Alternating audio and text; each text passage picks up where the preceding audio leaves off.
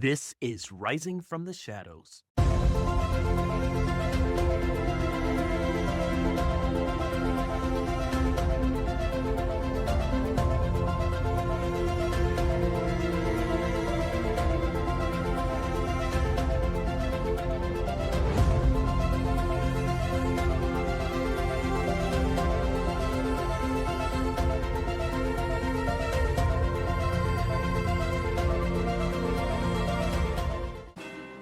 What would your life look like if you stopped second-guessing yourself, stopped playing small, and finally broke free from the cycles that have kept you stuck? Well, that's what the Ignite Momentum Practicum is all about. It's a 6-week transformational coaching experience designed to help you break through people-pleasing, self-doubt, and codependency once and for all. And here's the best part. You get to choose your path. You can matriculate through the one-on-one accelerator.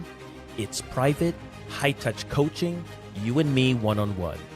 Weekly breakthrough calls, a custom action plan, deep mindset work, and real-time support to help you reclaim your power and rebuild your confidence. Option 2 is the group intensive. This is where transformation meets community. Weekly live sessions with a cohort of like-minded individuals, hot seat coaching, Q&A, bonus trainings, and a space where you're truly seen and supported without judgment. So whether you want personalized guidance or collective energy, the Ignite Momentum Practicum gives you the tools, structure, and support to stop circling the same patterns and start building unstoppable momentum. Ready to take the next step? Schedule your momentum call now at ignitingmomentum.co. That's ignitingmomentum.co. You'll find all the details there. Welcome back to Rising from the Shadows, the podcast where we are embarking on a journey of healing from trauma, reclaiming power, and thriving beyond the shadows of our past. I'm your host, Marlon Wesh, and today I'm thrilled to bring you another powerful conversation. My guest today is Bianca Thomas. Bianca is a licensed mental health counselor, cognitive behavioral therapy specialist, and co-founder of the Evolve Ventures podcast and business. Bianca is on a mission to help people heal from trauma, build real confidence, and transform their lives using evidence-based tools. She's worked with hundreds of clients one-on-one, reached thousands globally through her podcast, and led seminars focused on mental and emotional growth. Once someone who only looked confident on the outside, Bianca has done the deep work to embody true confidence from within, and she's here to share how you can do the same. Bianca, welcome to the show. Marlon, thank you for having me. I'm very excited to be here. My pleasure. I always like to start off and open the door for the telling of your story. Can you share a little bit about who you are today? What was the journey that brought you here? And where do you aspire to be in the future? So at present, like you said, I'm the co-founder of Evolve Ventures Technologies, which is a mental health organization. And our mission is to really help people to actually grow and evolve using the things that actually work and not, a lot of the fluff that's out there today. And my journey toward this was not something you would have predicted if you knew me when I was a kid and if you had seen me during my childhood. So I was the eldest daughter, middle child in a Middle Eastern family, and I was a rebel child from the get. I was the problem starter. I was the outspoken, loud, rambunctious one. And I had a family that was very emotionally unintelligent and struggling with their own emotional health challenges from their own childhoods and just from the nature of my culture in general. And because of that, I developed mental health challenges from a very, very young age in tandem with being, rebellious and outspoken and rambunctious. And because of that, it caused a lot of tension with my family. It caused a lot of chaos. It caused a lot of problems. And I rebelled so hard against my family for so long that when I was 16, I actually ended up getting into a very sexually, emotionally, and mentally abusive relationship. And I stayed in it for 4 years just for the sole reason I didn't want my parents to be right. I was fighting to make it work, and I was fighting to try to basically prove them wrong, even at the expense of myself, and significantly at the expense of myself. I mean, it was a really bad situation for a really long time. And after I finally got out of it, I was so broken. I was a shell of a human being. I had no idea who I was. I had no idea what I wanted in life. I didn't know how to do anything. I had basically spent my entire life trying to prove I was good enough rather than actually developing any skills, and having a family who didn't teach me any skills because they're dealing with their own stuff and they're trying to raise us to their knowledge, but not to what we actually needed. And so I was basically a lost puppy for another couple of years after that, basically trying to figure out who am I and what do I want and where is my place in this world. And so a few years after that, I had met these two mentors of mine at the gym, and they introduced me to personal development, and they introduced me to growth concepts in a way that I had never seen them before. And they actually showed me what it could be like to be somebody of value, to be somebody who actually believed in themselves, and that more than anything, there was a way out of where I was currently at. Because I felt like I had no future. I had no purpose. I had nothing going for me. I was attractive, but I didn't know it. And I had gotten severely abused because of that, because I allowed people to manipulate me. And I looked confident and I looked like I had all my things together. But behind the scenes, I was a mess. And so meeting these two people, it was like, oh, there's more to this. There's something else out there. There's another person that I could be. And so I was already getting my master's in psychology, but then I met them and it was like, oh, this is actually practical. So I'm learning from them. We're very good friends. We're doing all of this stuff together. And I was very much into like the gym and fitness and athleticism my entire life. And my mentor, Kevin, he's like a little bit taller than me. So we would spar together because I did karate growing up and he did Muay Thai. He would never like actually hit me, but he like, it was like light sparring. I was trying to hit him. I couldn't to save my life. But he was like, you should try Muay Thai. And I'm like, I had never heard of what that was. But I was like, okay. So I went to this Muay Thai gym in the area that I lived in. And that's actually where I met my business partner, Emilia. And the running joke is she beat the living hell out of me and we became best friends after that. And we started talking about life and growth and who we want to be. She told me she wanted to be a podcaster. I was like, that's incredible. My mentors are podcasters. So I introduced her to them. Now she's about to be engaged to my other mentor, Alan, and she and I started our business together. And I was like, this is amazing. I'm doing all of these things. I'm building. I'm growing. Life is getting great.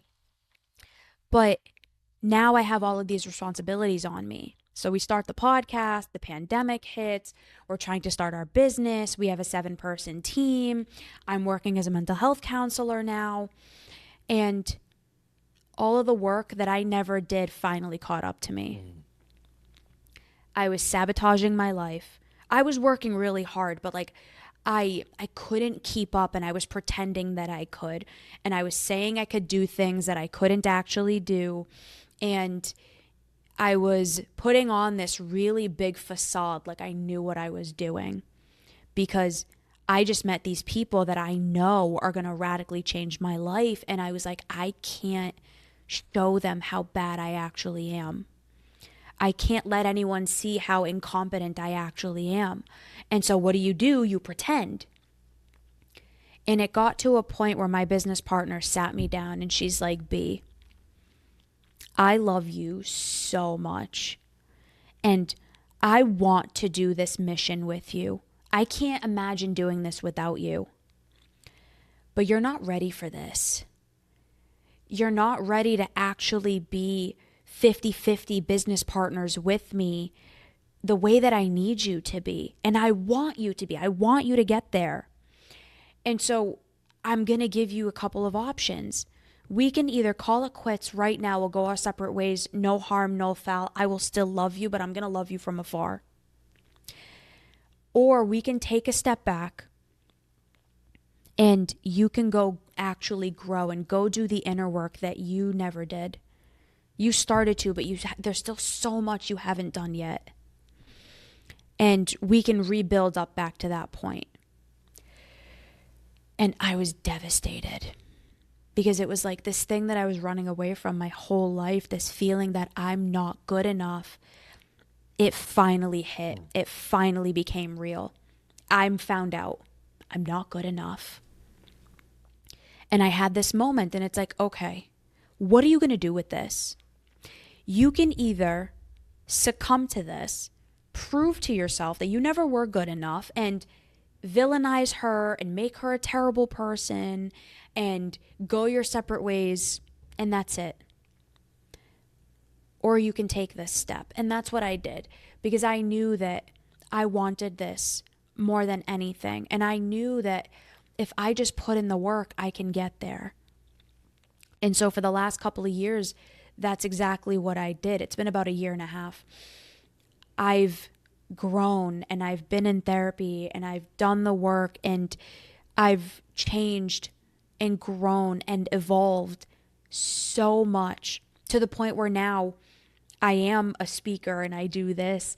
I work with 60 plus clients per week. I host seminars and we do our podcast and we're growing this business and we're now hiring clinicians for our outpatient therapy. So like now I'm actually becoming this person that I was pretending to be because I did the work.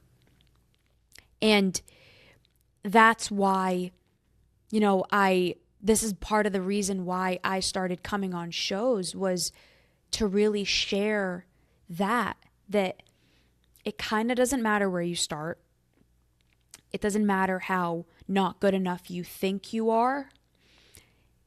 Everybody has the potential to really become the kinds of people that they want to be if, and only if, they're willing to do the work like I did. Wow, that's so profound. My head is spinning. I have so many questions because you said some things that I think a lot of people, most people would feel it's their inner critic talking, and instead you're ascribing constructive criticism to it. How do you see the difference between you feeling actually not enough to follow your dream versus someone like me who all my life felt like not good enough, but I could do it. But it was just the messages outside and then within that told me that I needed, that one more degree, that one more this and one more that before I'm good enough to be quote unquote an expert at whatever. How did you differentiate that, and were there some actual, or could you share some tangible things or skills that you needed to move in this dream of yours that you didn't have yet?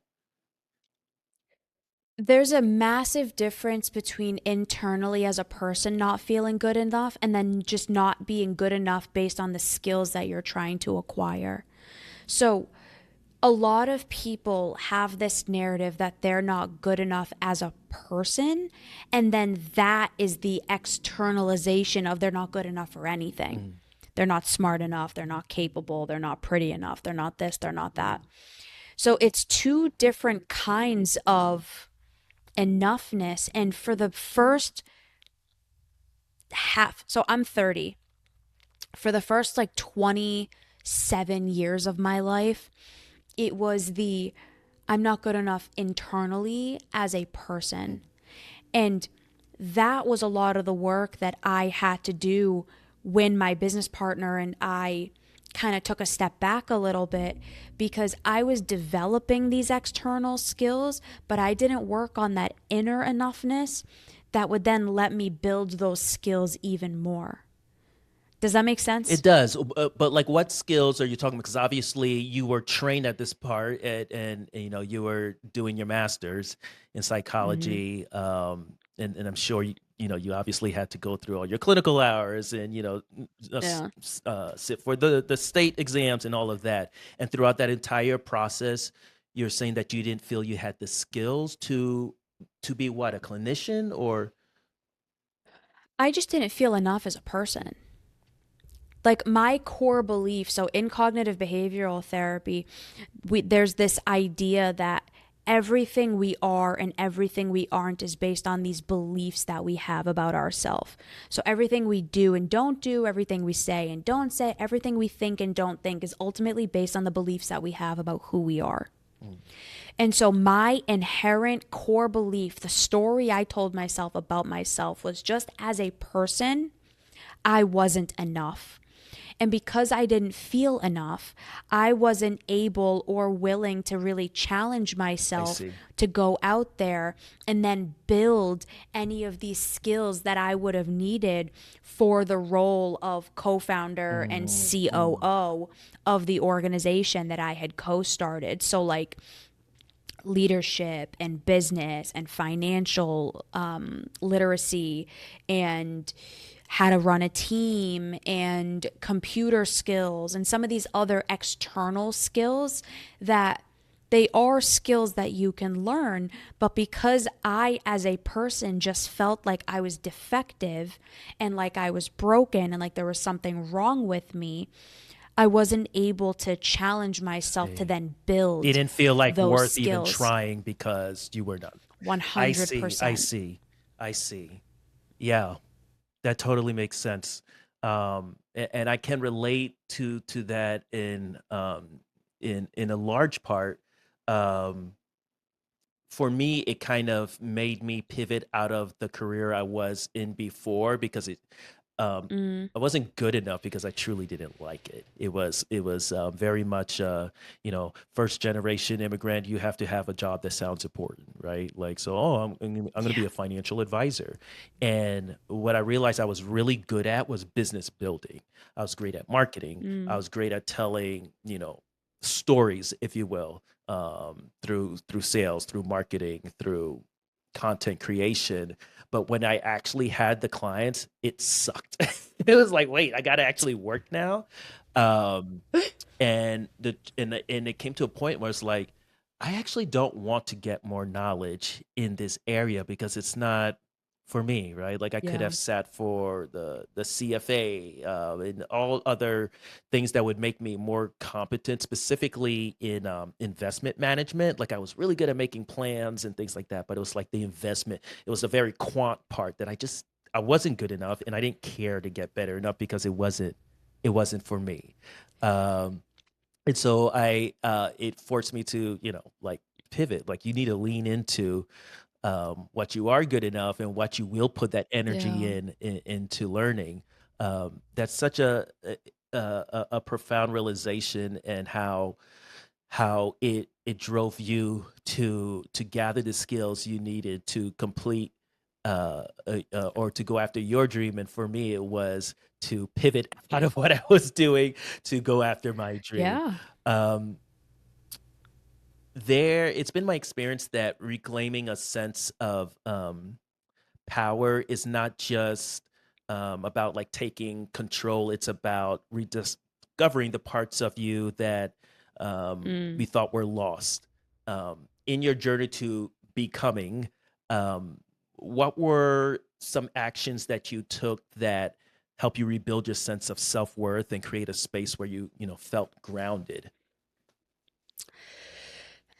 First and foremost, it was therapy. working with someone who was able to see me in a way that I couldn't see myself because of the limiting beliefs that I had at the time. I want to just quickly talk about this self-worth thing again, and the not good enough thing, because this ties to it. One of the biggest things that I had to overcome, and one of the biggest tools that I learned, was not personalizing not being good enough. Because the therapy space nowadays, and I understand why it's happened the way that it has, because we were on one end of the spectrum where it was like, pull yourself up by your bootstraps, emotions don't matter, ignore it, just put your head down and move forward. But when we have one extreme, what tends to happen is we go to the exact opposite extreme. And now where it's like, everybody is amazing and everybody is enough for everything and you should be able to do anything that you want at whatever time. And I don't believe that that's adaptive either, because there are some things that you're not going to be good at yet. Yeah. There's something like, I will never be in the WNBA. I am 5'2". It's just the truth. I am a hobbit. No, I'm never going to be good enough to be in the WNBA, but that doesn't mean that I'm not enough as a person. And we get really trapped in that, where it's like, if I'm not capable of doing this thing, it becomes like insanely enmeshed in our identity. Like it says something about who you are as a person. Yeah. Yes. Yeah, it becomes about you. It's the story you tell yourself about yourself. And that separation is what made the biggest difference for me, where it was like, I am enough as a person.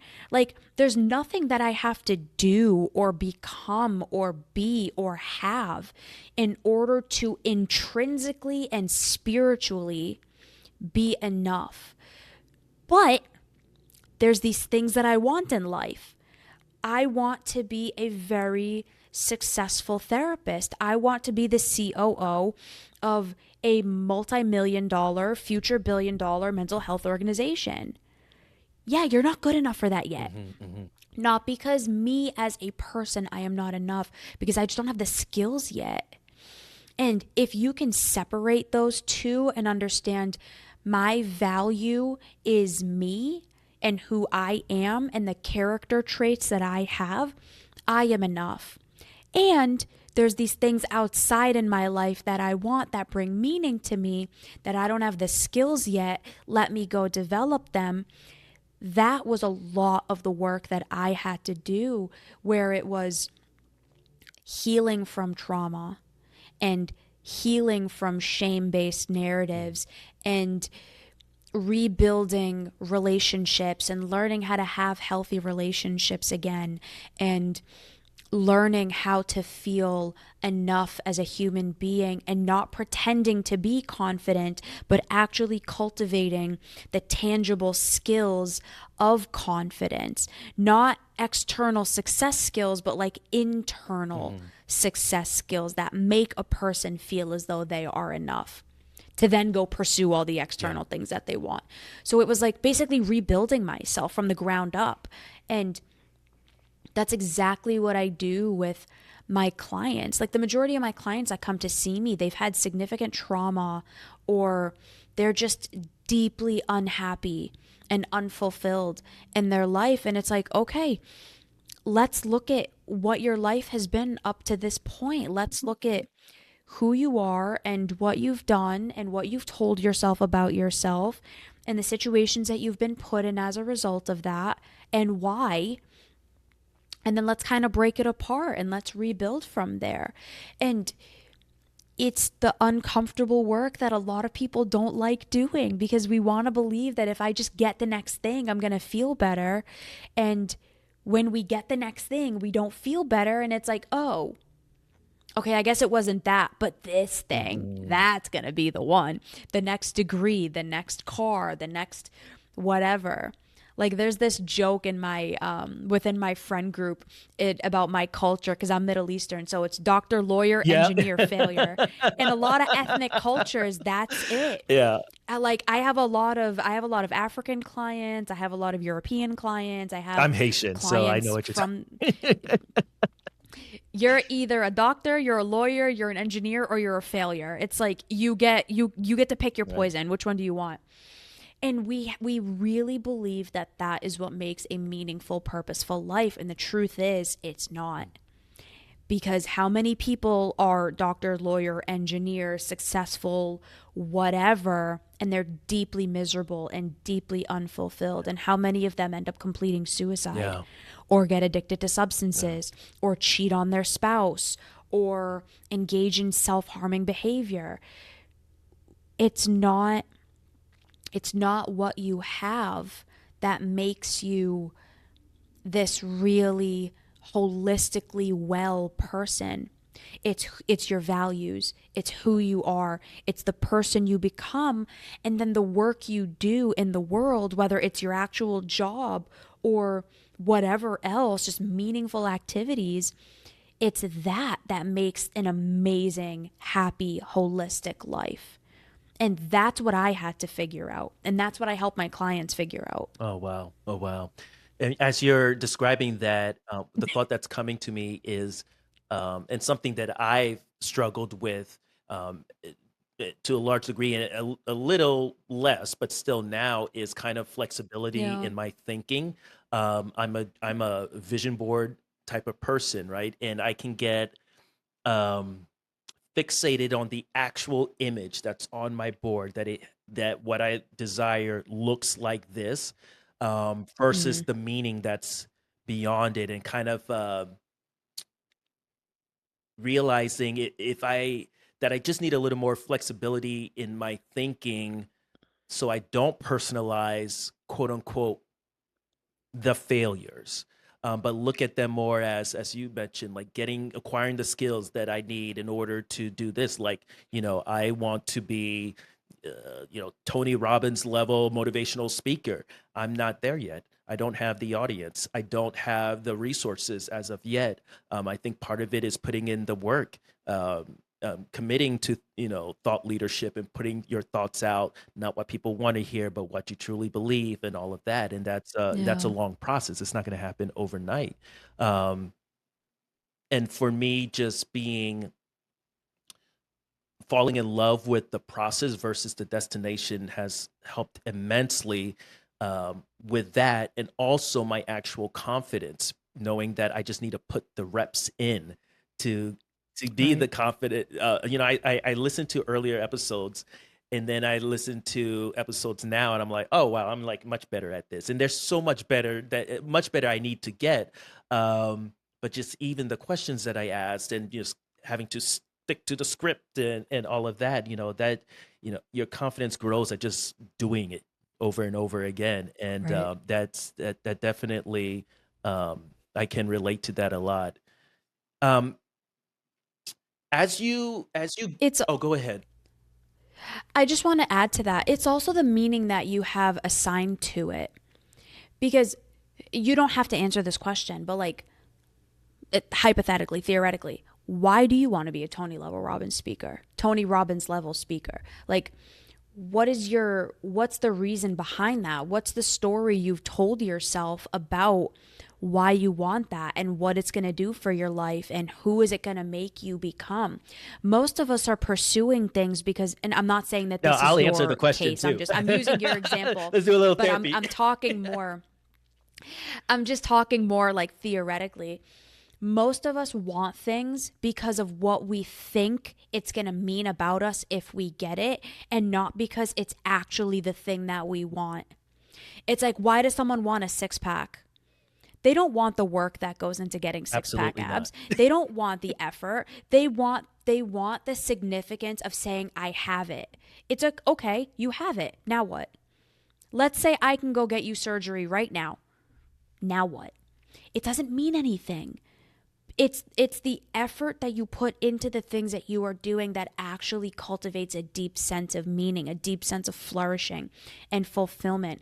And most of us are so fixated on external success and these external markers with no idea why we're doing what we're doing, no idea why we want it. We just want it because we think it's going to give us something, even though it's not.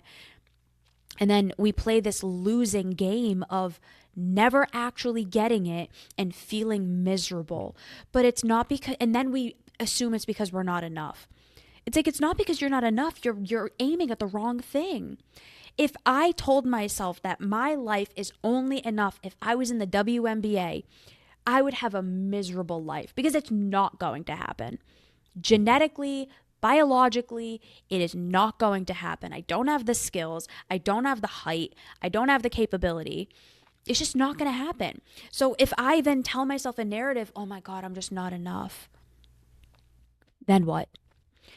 So most of us are aiming at the wrong thing, and we're telling ourselves these narratives of why we want it that aren't even true, convincing ourselves of these narratives rather than having the humility and the emotional intelligence, which is hard to cultivate. And believe me, I know it took me 30 years to understand, oh, I want this because I think it's going to bring me significance. Because I feel so not good enough that I think that if I finally get this thing, it's going to make me enough. If this podcast speaks to you, if you're on the path of healing, reclaiming your voice, or just trying to piece together who you really are after surviving the unthinkable, I want to invite you into a space where you don't have to do it alone. Join our Facebook group created for survivors, cycle breakers, and people rebuilding themselves from the inside out. In there, we go deeper. Weekly prompts, live streams, raw conversations, and a whole lot of people who just get it. No pretending, no pressure, just truth, growth, and community. Search Rising from the Shadows, The Path to Reclaiming You on Facebook, or hit the link in the show notes to join the community. When you can actually allow yourself to do that, you can heal that narrative and then build significance and meaning based on what's actually right for you. So like, I'm never going to be an all-star athlete, but I can be an amazing therapist. I can be an amazing speaker. I can be an amazing leader, an amazing, whatever that's in alignment with me and my values, because I did the work to understand what that is, the narratives I was convincing myself of, and then navigating through that.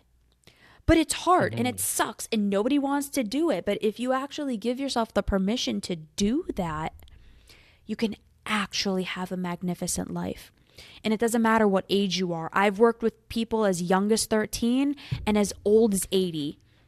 Like, it doesn't matter what age you are, you can start now. Yeah. I'm curious what your thoughts about my motivations, because I grew up in a very religious household. And one of the things that my mom used to always say very annoyingly was that everything happens for a reason. So, and as an Oh my adult, God, I hate I that don't term. believe that. I don't believe that. I I don't think either. it gaslights people's experiences that they have no control over. I do, however, believe that I get to assign meaning to the experiences that I've had. And just because I decide to, assign some type of positive meaning to a traumatic experience that I have, doesn't mean that I expect someone else to do the same.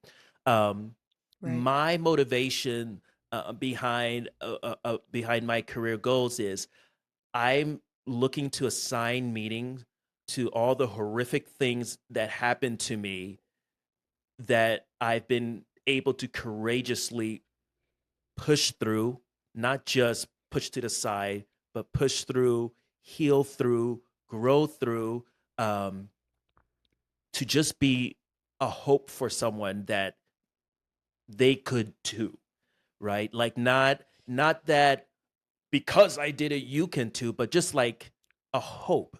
Because the one thing that I figured out early on was that I'm okay with ambiguity because I just need a little bit of hope. Like a little bit of hope can take you so far. And the idea of, to me, that something is possible because it has happened before just means I need to figure out how to make it happen for me. And so that's like my motivation, that, you know, all the abuse, all the trauma, all the financial insecurity, food insecurity, all of that. Um,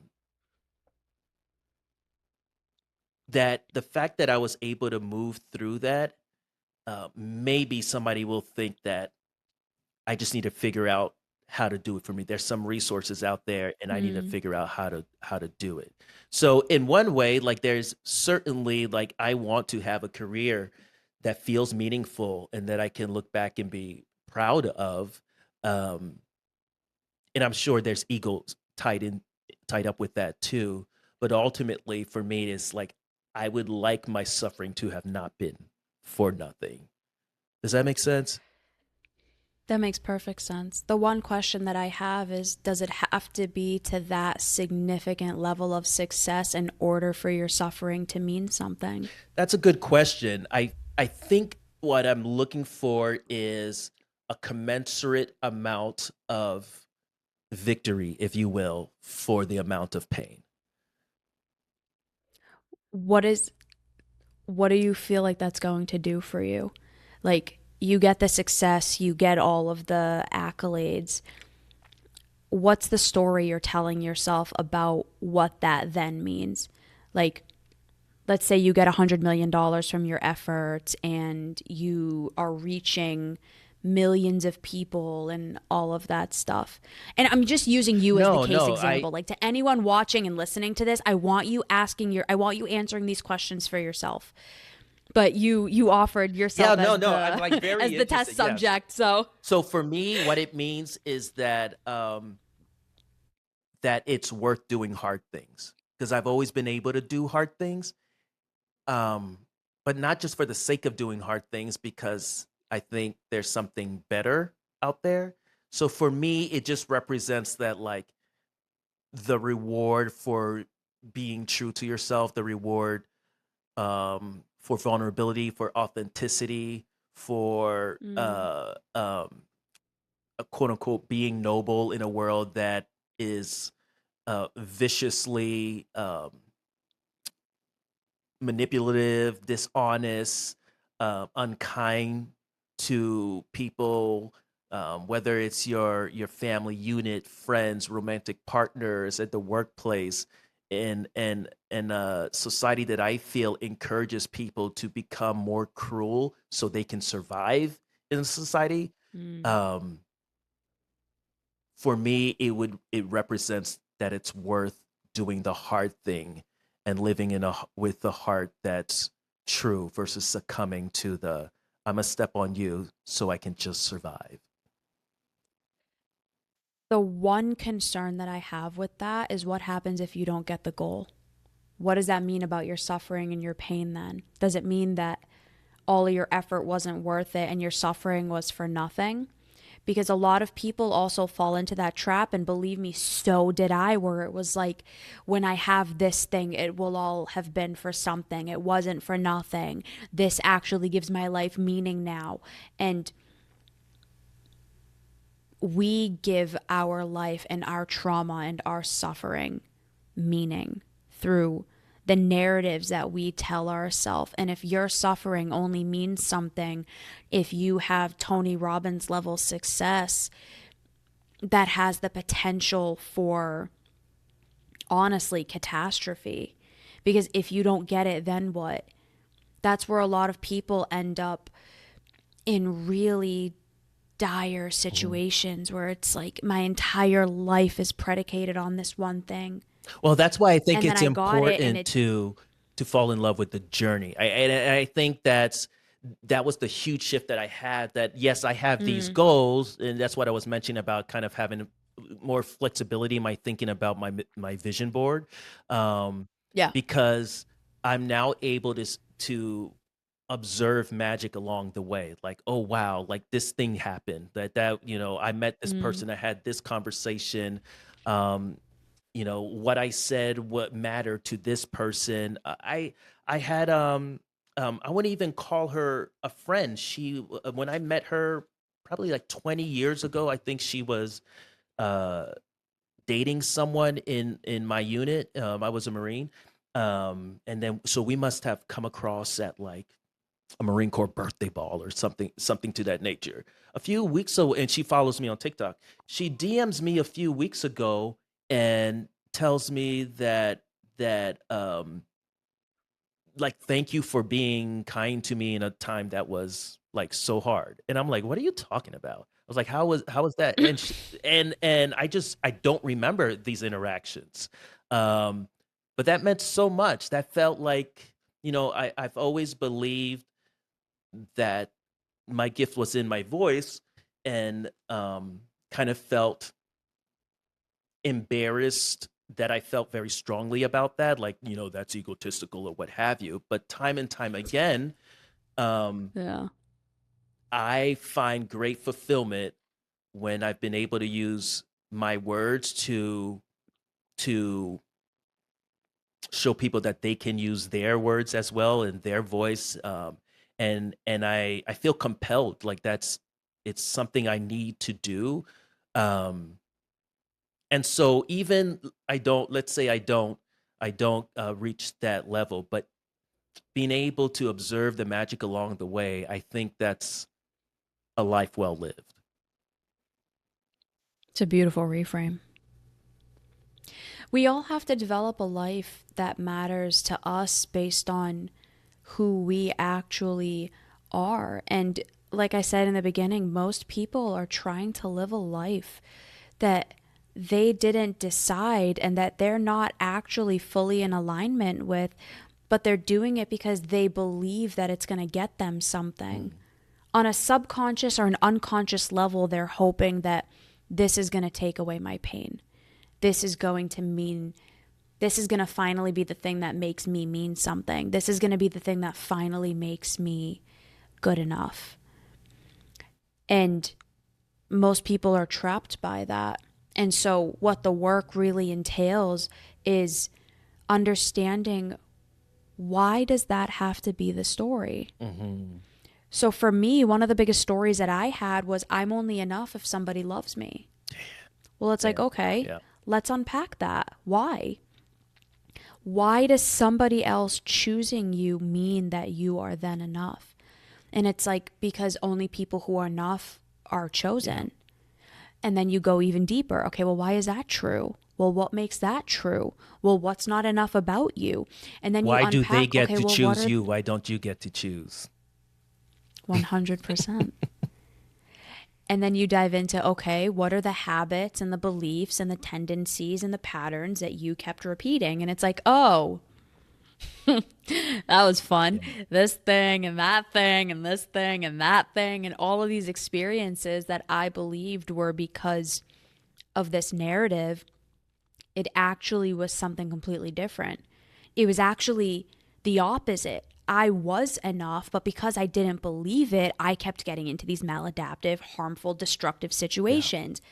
Yeah. Oh, okay. What the hell do you do with that? And then then you start the next step of it, and then the next step, and then the next step. I am in full alignment with you. I vehemently hate the phrase, everything happens for a reason, because it's not true. There's no evidence to support that. How are you going to tell my client who was violently assaulted from the time she was 2 until the time she was in her mid-30s that there is a plan for this? What plan? How are you going to invalidate her entire thought? Like, ugh, do you hear yourself saying that? Like, I understand why people say it, though, because we have to believe that there's something greater, that there's something more. And there is, but it's what's in here. It's not this esoteric, magical thing out in the universe. Now, I'm not saying do not be religious. I am not saying don't be spiritual. I believe in fate. I believe that there's things in the environment and things in the world and quantum physics and quantum mechanics that we have no idea what's happening and why they work the way that they do. There's shit in our brain that we still don't understand how it happens. And like the way that the trees all communicate with each other through like the things in the ground. We have networks like that where we can like unconsciously and subconsciously connect and communicate with other people. Like there's crazy shit we don't have any idea how it works. And I'm not ignorant enough to say I know how any of this works either. I like can just the twin thing. Like what's up with that? It's wild. There's wild things in this world. But everything happens for a reason? No. But what do you want to make this mean about you? That's more powerful.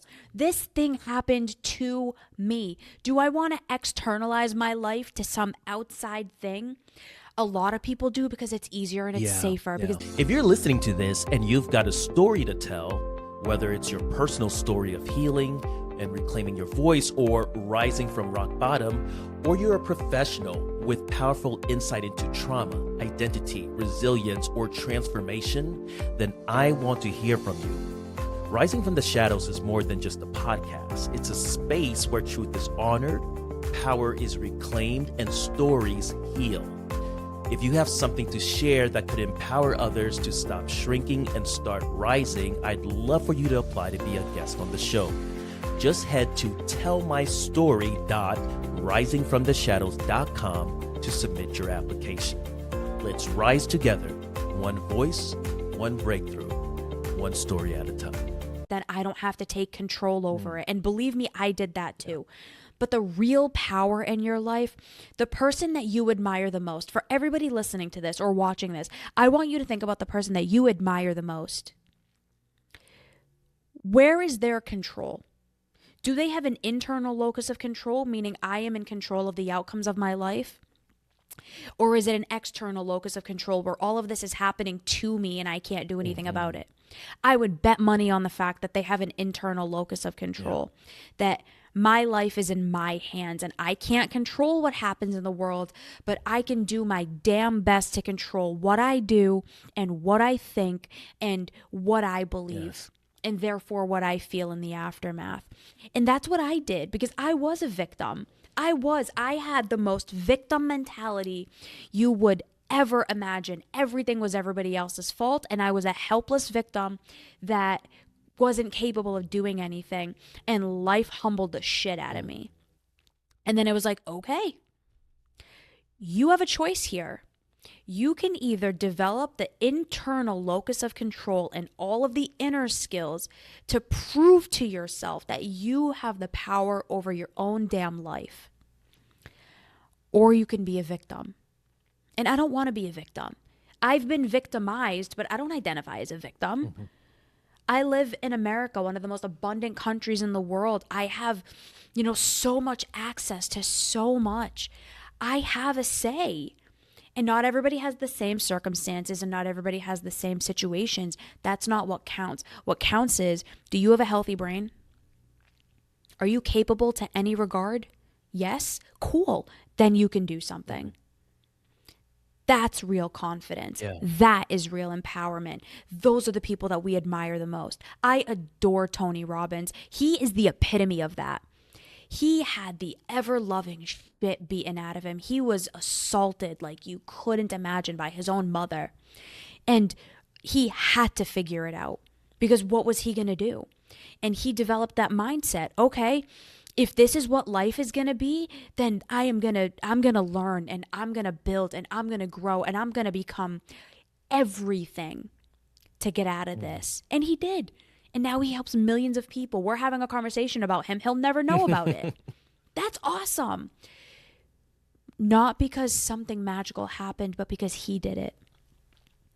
And this doesn't mean hyper-individualism. This doesn't mean do it all on your own.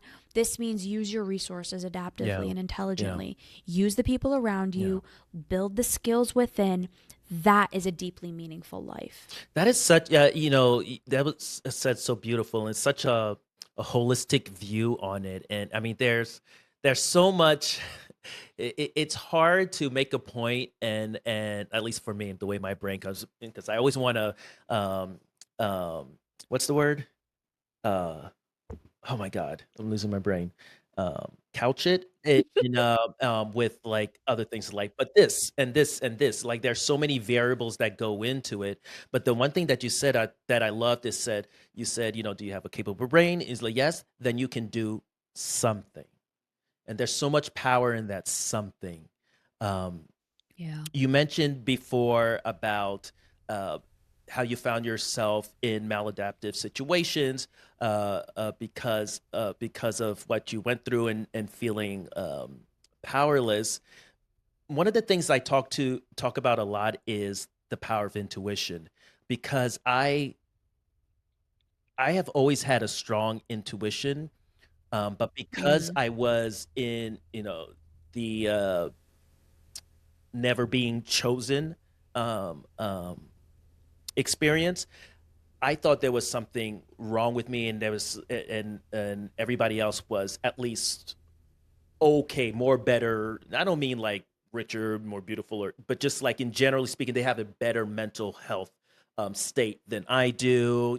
I was abused by Hmm. my parents. All of that. So like, I'm the not normal one. Everyone else is having at least a more normal experience in this world to a great degree. Yeah. So I felt that any reaction I had to um, rejections or perceived rejection or not being chosen and somebody else being chosen, that for me, I was like very critically thinking, I'm like, I am more skilled than that person. I could do a better job than that person. Why is this person chosen because they have the gift of gab?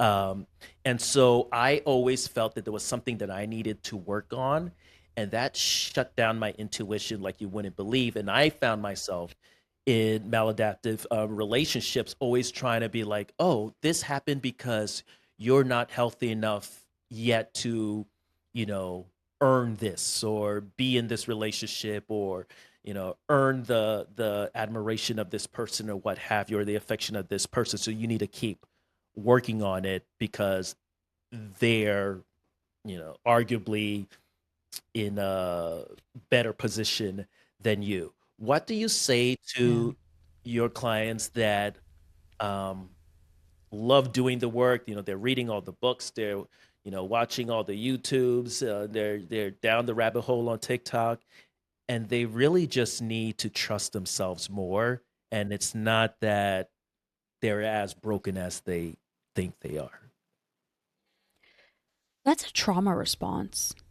I have a client that I'm thinking of right now. He has gone like for years and years down like Reddit and TikTok and YouTube and whatever other platforms that I have no idea about, down the craziest rabbit holes possible of trying to figure all of this stuff out. And it's a way of obtaining a sense of safety and Yeah. security.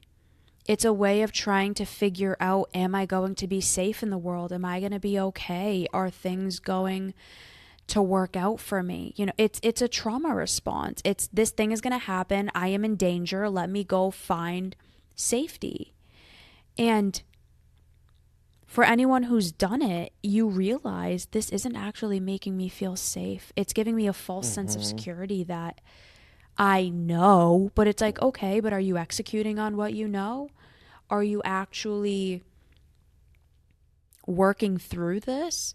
You're learning all of this stuff. You know all of this stuff consciously, but has it actually seeped in? Do you actually believe what these things are saying? Are they changing your identity? Are they changing your inner narrative?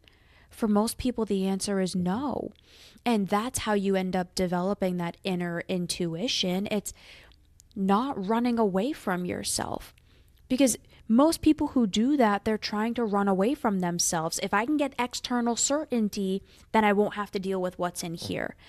But what's in here is the answer.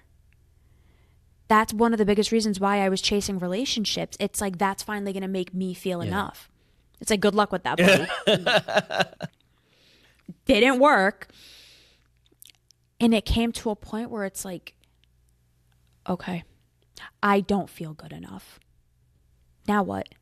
What do you want to do? Do you want to keep externalizing this? Do you want to keep looking for everyone and everything? Or are you going to let yourself, you know, figure out what's coming up within you and building the connection to self, and then learning how to trust your intuition to then make intelligent decisions? Because you can't make intelligent decisions from fight or flight. Yeah. You can't. That part of your brain gets shut off or dimmed down to go to the peripheral nervous system to get you to run and jump and hide and whatever. So the answer is almost always the same. It's the inner work that nobody wants to do because it sucks. I tell all of my clients this: therapy blows. You're going to want to quit 90% of the time. You're going to want to punch me in the face 95% of the time. That's if you have a good therapist. therapist. Out on stuff. You're not. This is me telling my clients. I've had clients literally tell me, like, if I was in person, I would have smacked you across the face. And I'm like, you're welcome. No, so that's how I chose my new therapist. I was like, I was interviewing her, and I was like, you're the first person, because I know that I'm fairly intellectual and I intellectualize stuff. I said, you're the first person to ever, like, very rudely challenge me, you know. And I was just calling you out on your bullshit. You know what I mean? And I was like, I've been in therapy since I was like 18, right? Like so I felt there was, in the past, there was too much validation and not enough, like, what's the homework now? Like, what can I do? And she was able to do that. It was massive. And to the point, I remember awesome. I was we were doing we've been doing parts work. And there was this, I forgot, it was after many weeks, and I was like, Natalia, like I don't want to do this parts work thing for right now. Like, I need a couple weeks off. So, like, you know, the next couple weeks, it was just more like conversation, but it's hard. Like, I mean, like God forbid I schedule a meeting after a session and, you know, I'm looking at little Marlon in a closet, you know, trying to stay safe. It's like, God damn it. like I can't do this. That's brutal. It's so brutal, but it's so necessary. Yeah. What you said about internal safety, I'm hoping to tie an experience that I had, and the safety I was trying to create, what I realized was through perfectionism. If I got good enough at something, I wouldn't feel rejection. If I read enough on how to talk to people, I won't feel like my heart fluttering when I'm having a conversation or when I say something awkward. If I practice my little social jokes, then, you know, whatever, right? And I didn't realize I was doing this until I realized that I was involved in a narcissistic abusive relationship. And when I realized that, I like read everything, watched all the videos, and, you know, to like, how do you know if they're a narcissist? And then what I realized was I was still giving away my power. I was still not working in my intuition because I thought I had to be sure that somebody was a bad person for me to decide not to be involved with them.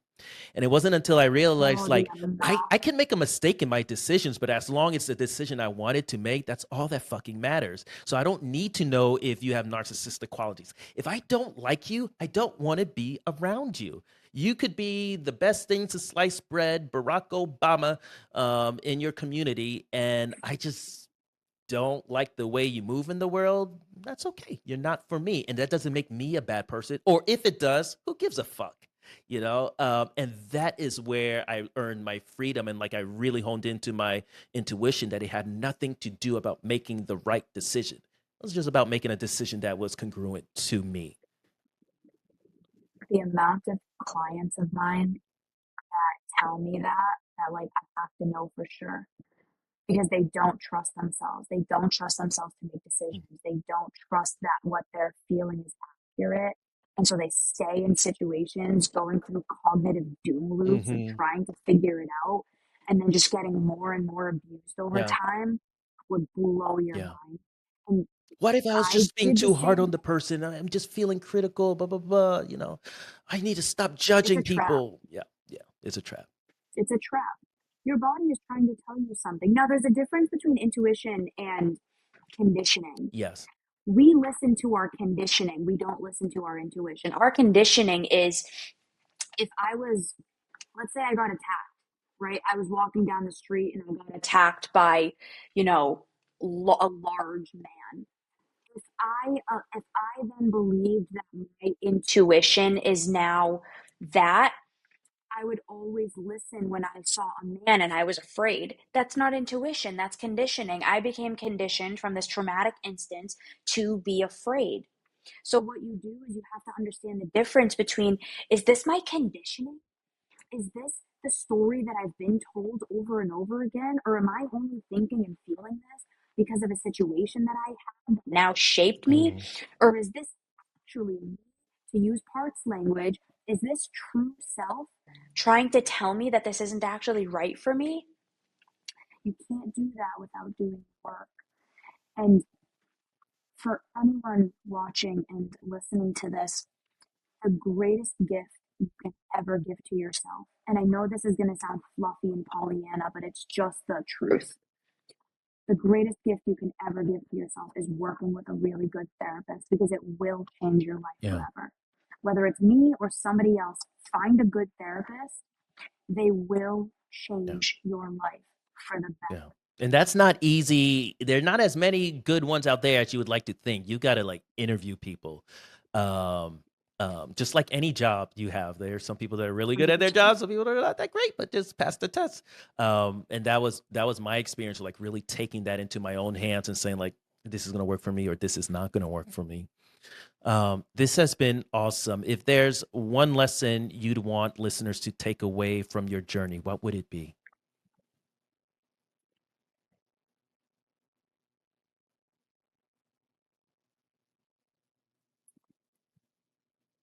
You are the biggest thing getting in your own way. And that means you are also the thing that can change everything for you. That's worth a moment of silence. This was incredible. I know our listeners are walking away with so much insight and inspiration. Where can people connect with you, learn more about your work, or support your mission? So I'm on all of the different social media platforms. Evolve with Bianca. So you can send me a DM on Instagram or on TikTok. And then if you go to evolveventurestech.com, that's our website. And we have a ton of information on there about different programs, different free things that you can get involved in. We have a group coaching program that we're launching in the middle of July, if that's something anybody wants to get involved in. There's so many opportunities that we have at Evolve for wherever you are on your journey. That's awesome. And of course, we'll put all that information in the show notes. Thank you so much for sharing your story and your insight with us today. And to our listeners, thank you for joining us on this episode of Rising from the Shadows. And remember that healing isn't the absence of shadows. It's learning to thrive in your own light. So rise today, rise tomorrow, and rise always, because the shadows don't stand a chance. Take care. If you're an event organizer, HR leader, or educator looking to bring a powerful voice to your stage, someone who speaks truth, ignites momentum, and empowers your audience to rise above what's held them back, then I want to talk to you. My keynote, Rising from the Shadows, is more than a talk. It's a transformative experience that shows people how to stop shrinking, start healing, and stand fully in their story. I've lived it, I teach it, I walk people through it. So if you're building a lineup of speakers who don't just talk but move people, head over to marlonwesh.com to create something unforgettable for your audience.